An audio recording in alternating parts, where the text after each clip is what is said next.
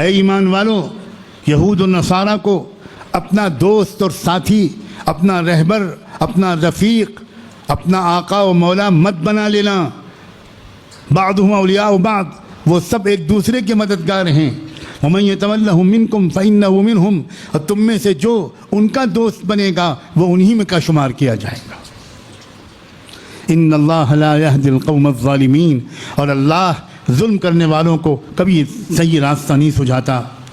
فطر الذین فی قلوبہم مرض یسارعون فیہم، تم دیکھو گے کہ جن کے دلوں میں روگ ہے، بیماری ہے، وہ دوڑ دوڑ کے کافروں کے پاس جاتے ہیں اور ان کو یقین دلاتے ہیں کہ ہم تو آپ کے ساتھ ہیں۔ کتنی عورتوں کی تنظیمیں، کتنی عورتیں اور کتنے مرد دوڑ دوڑ کر جا رہے ہیں، بالکل پھر وہی فطر الذین فی قلوبہم مرض۔ یہ کون لوگ ہیں؟ جن کے دلوں میں روگ ہے، جن کے دلوں میں بیماریاں ہیں، مال کی محبت، جاہ کی و شہرت کی محبت، چھپنے کی محبت، قرب کی محبت، دولت کی محبت، شہرت کی محبت، عہدے کی محبت، یہ سب چیزیں ان کے اندر بیماریاں ہیں، اور یہ دوڑ دوڑ کے جاتے ہیں۔ یقولون نخشى ان تصیبنا دائرہ، اور وہ کہتے ہیں کہ دیکھیں بھئی حالات بہت خراب ہیں، اگر اس وقت ہم نے ذرا سمجھداری کا راستہ اختیار نہ کیا تو ہم بہت مصیبت میں پھنس جائیں گے۔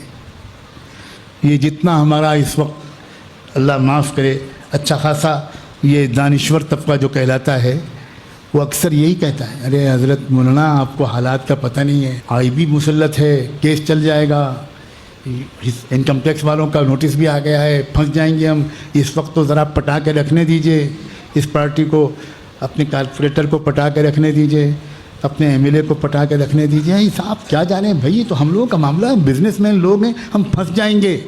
اس جملے کے بعد آپ سمجھے ہوں گے کہ حضرت ہمارا تذکرہ کر رہے ہیں۔ اس سے پہلے آپ سمجھ رہے ہوں گے کہ ہاں ہیں کچھ بدماش ایسے، ہاں ہیں وہ وہاں ہیں، وہاں وہ انڈمان نکوبار کے پاس ہیں۔ جناب میں آپ کا، آپ کے ددیال کا، آپ کے ننیال کا اور آپ کے سسرال وما ادراک ما سسرال کا تذکرہ کر رہا ہوں۔ آپ کا تذکرہ، آپ کا 500 روپے میں مسلمان اپنے ایمان کو بیچ کر بی جے پی کا جھنڈا لیے گھوم رہا ہے، ان کا تذکرہ ہو رہا ہے 500 روپے میں۔ یقولون نخشى ان تصیبنا دائرہ فعسى اللہ ان یأتی بالفتح۔ سنو، اللہ کا پروگرام یہ ہے کہ مستقبل میں اللہ ایک زبردست فتح حق والوں کو عطا فرمائے، او امر من عنده، یا فتح لائیں گے یا اللہ کی طرف سے کوئی اور حکم آئے گا۔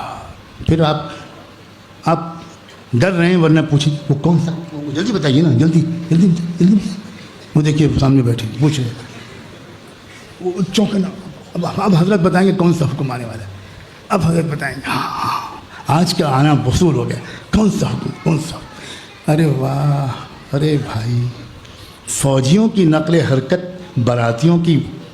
براتوں کا استقبال کی طرح ہوتی ہے۔ اللہ نے کھول کر کیوں نہیں بتایا؟ اللہ میاں کے پاس روشنائی اور قلم ختم ہو گیا تھا۔ یہ کیا اللہ کا طرز کلام ہے؟ فعسى اللہ ان یأتی بالفتح او امر من عنده، اللہ تعالیٰ ان قریب یا تو فتح لائیں گے یا اللہ کی طرف سے کوئی اور حکم آئے گا۔ فَيُصْبِحُوا عَلَى مَا أَسَرُّوا فِي أَنفُسِهِمْ نَادِمِينَ، پھر یہ منافقین جو بھاگ بھاگ کر کفر کی طرف جا رہے تھے، یہ بری طرح پچھتائیں گے کہ ہم تو نہ گھر کے رہے نہ گھاٹ کے رہے۔ قسم ہے رب کعبہ کی، آنے والے زمانے میں ایسے ہی حالات آنے والے، بالکل ایسے آنے والے حالات آنے والے۔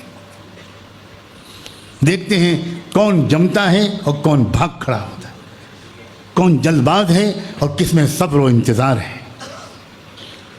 وَيَقُولُ الَّذِينَ آمَنُوا أَهَؤُلَاءِ الَّذِينَ أَقْسَمُوا بِاللَّهِ جَهْدَ أَيْمَانِهِمْ إِنَّهُمْ لَمَعَكُمْ،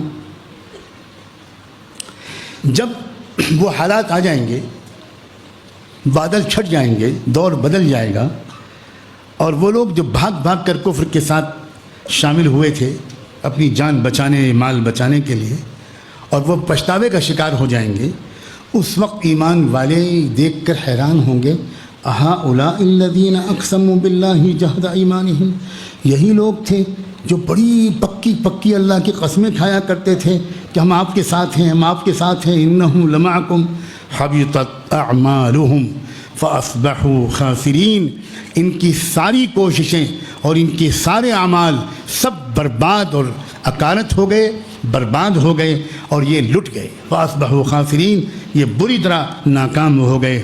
اب سنو یا ایھا الذین آمنوا من یرتد منکم عن دینہ فسوف یأتی اللہ بقوم یحبہم ویحبونہ۔ اے ایمان والو، جب تمہارے اندر ارتداد پھیلنے لگے اور تم میں سے کچھ لوگ مرتد ہو کر کفر کی پارٹیاں جوائن کرنے لگیں اور ان کے حامی و مددگار بن کر کھڑے ہونے لگیں، تو یاد رکھنا اس دور میں ہی وہ دور آئے گا جس کے بعد آنے والا دور فسوف یأتی اللہ بقوم، اس کے اگلے دور میں اللہ ایک ایسی قوم کو کھڑا کر دے گا جس قوم کو اللہ سے محبت ہوگی اور جس قوم سے اللہ کو محبت ہوگی۔ اذلۃ علی المؤمنین اعزۃ علی الکافرین، اور وہ قوم اس کی پہچان یہ ہوگی کہ وہ ایمان والوں کے لیے انتہائی متواضع ہوگی، بہت پلکیں بچھانے والی ہوگی، مومنوں کی بہت عزت کرنے والی ہوگی، اعزۃ علی الکافرین، اور کفر اور کافروں اور ظالموں کے مقابلے میں بہت بہادر، بہت جری اور بہت بے باک اور بے خوف ہوگی۔ یجاہدون فی سبیل اللہ، اور وہ اللہ کے راستے کے جہاد کرنے والے بنیں گے، مجاہدے برداشت کرنے والے بنیں گے، قربانیاں دینے والے بنیں گے، ولا یخافون لومۃ لائم، اور کسی ملامت کرنے والے کی ملامت کا کوئی خوف ان کے اندر نہیں ہوگا۔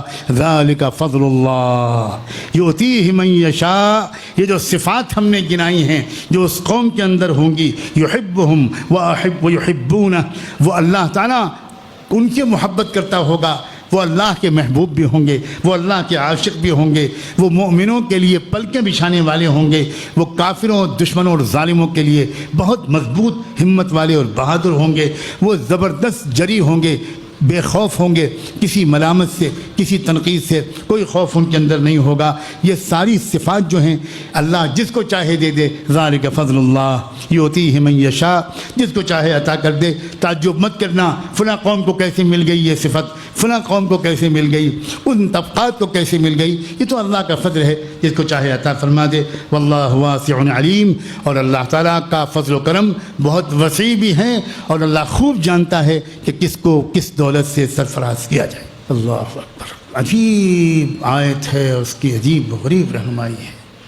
ایسا لگتا ہے کہ یہ اشارہ دیا جا سکتا ہے اس آیت سے کہ جب ایسے حالات بنتے چلے جائیں کہ مسلمانوں کے اندر لوگ ذہنی طور پر، تہذیبی طور پر جو مرتد ہو چکے تھے پہلے، وہ زبانی طور پر بھی کفر و ارتداد کا اظہار کرنے لگیں، اور جوق در جوق مسلمانوں کے اندر سے، مردوں اور عورتوں میں سے لوگ بھاگ کھڑے ہونے لگیں اور کفر کی طرف جانے لگیں، اس وقت ایک اور انقلاب آنے والا ہوگا۔ اس کا مطلب یہ ہوگا کہ کوئی اور نئی قوم اسلام کو قبول کرے گی، اور ایسی صفات اس کے اندر پیدا ہوں گی، ایسی چیزیں اس کے اندر پیدا ہوں گی۔ اس لیے پتہ چلا کہ جب وہ وقت آئے تو تم اس اگلی قوم کو تلاش کرو، اپنی محنتوں کا نشانہ اس کو بھی بناؤ، تم اس کے ماتم میں وقت مت ضائع کرو۔ جانے والے جاتے رہیں گے، لیکن جب وہ جانے والے جائیں تو وہ علامت ہوگی کسی نئی قوم کے استقبال کی تیاری کرو۔ کیوں فرمایا اللہ نے؟ اس جگہ پر کیوں رکھا اس خوشخبری کو؟ یہاں پر کیوں رکھا اپنے منصوبے کے اعلان کو؟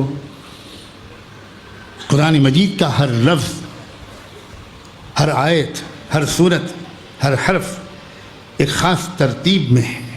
اللہ تعالیٰ ہمیں قرآن مجید کی رہنمائی سے اپنے دل و دماغ کو سجانے کی توفیق دے، اور جو آج ان آیات، اس آخری آیتوں کے ٹکڑے سے جو رہنمائی ہمیں ملی ہے، اس کے خلاصے کو دہراتے ہوئے عرض کرتا ہوں کہ وَأَنِ احْكُمْ بَيْنَهُمْ بِمَا أَنزَلَ اللَّهُ، نئے سرے سے ہر مسلمان مرد اور عورت کو اس بات کا عہد کرنا ہے کہ ہمیں اللہ کی شریعت پر مضبوطی سے جمنا ہے، ہمیں اللہ کے رسول کے بتائے ہوئے قانونوں پر عمل کرنا ہے۔ یہ پیغام اس وقت گلی گلی کوچے کوچے پھیلا دو، اللہ کے بندو، دیوانوں کی طرح یہ پیغام پہنچاؤ، گھر گھر جا کر یہ پیغام پہنچاؤ، گاؤں گاؤں جا کر یہ پیغام پہنچاؤ۔ ہماری دور افتادہ پسماندہ بستیوں میں جا کر یہ پیغام پہنچاؤ. اس چیلنج کو ایک زبردست موقع میں تبدیل کر دو. ہم اگر اللہ کے حکموں پر عمل کرنے لگیں گے تو پہلی بات تو یہ ہے کہ طلاق واقع ہی نہیں ہوگی، اور اگر اللہ کے حکموں کے مطابق ہی طلاق کو بھی کر دیں گے تو طلاق اس طرح دی جائے گی جس طرح کہ اللہ نے بتایا ہے. اس طرح دیا جانا بند کر دیا جائے گا جس طرح دیے جانے سے اللہ نے روکا ہے. اور اللہ کے حکموں پر ہم جب عمل کرنے لگیں گے، واقعی اللہ کے قانون کو ہم قبول کریں گے، تو اپنے مسائل کو ان عدالتوں میں لے جانے ہی کی ضرورت نہیں محسوس کریں گے. ہم خود اللہ کے حکموں کو توڑتے ہیں نا، تب تو کوئی اور دوسرا قانون مسلط کرتا ہے. اب ہم خود عدالتوں میں اپنے مقدمے لے کر جاتے ہیں. اللہ کرے کہ ان تازہ ترین حالات سے ہم یہ مثبت فائدہ اٹھائیں کہ ہم ایک نیا عہد و پیمان پوری امت کرے. اس امید کے ساتھ یہاں کے اس چھوٹے سے مجمع کے سامنے میں یہ بات کہہ رہا ہوں کہ اللہ اپنی قدرت سے اور آپ سب کے ذریعے سے اللہ یہ بات گھر گھر تک پہنچا دے. آپ اس کو اپنی ذمہ داری خود سمجھیے.